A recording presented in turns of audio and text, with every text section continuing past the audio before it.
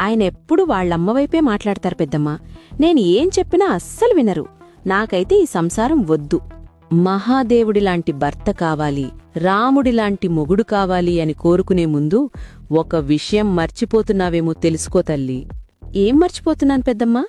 రాముడు తన తండ్రి మాట కోసం అడవికి వెళ్లాడు. అలా అని సీతమ్మ నీకు మీ నాన్నే ముఖ్యమైతే నేను మా పుట్టింటికి వెళ్ళిపోతా అని అనలేదు కదా తల్లి. కష్టమైన సుఖమైన నా భర్తతోనే ఉంటా అని ఆయన వెంటే నడిచింది.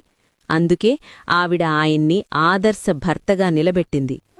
శివుడికైనా సరే పార్వతికంటే తన భక్తులు తన వాళ్లే ముఖ్యం. అయినా పార్వతీదేవి ఎప్పుడూ ఈగో చూపించలేదు. ఆవిడ చూపించిన ఆ అంతులేని ప్రేమ వల్లే ఆయన తన శరీరంలో సగమిచ్చి అర్ధనారీశ్వరుడయ్యాడు. రాముడైనా శివుడైనా ఆడవాళ్ల ప్రేమకే దాసోహమవుతారు కాని ఆడవాళ్ల అహంకారానికి కాదు తల్లి. అబ్బాయి అంటే ఒక అగ్నిపర్వతం. లోపల ఎన్నో బాధ్యతలు టెన్షన్లు ఉంటాయి.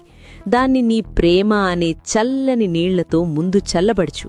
అప్పుడు తను కూడా ఒక రాముడిలా నిన్ను కళ్లల్లో పెట్టుకొని చూసుకుంటాడు. కాని ఇప్పుడు ప్రేమ అనే నీళ్లు పోయాల్సింది పోయి ఈగో అనే పెట్రోలు పోసి ఆ మంటని ఇంకా పెంచుతున్నారు.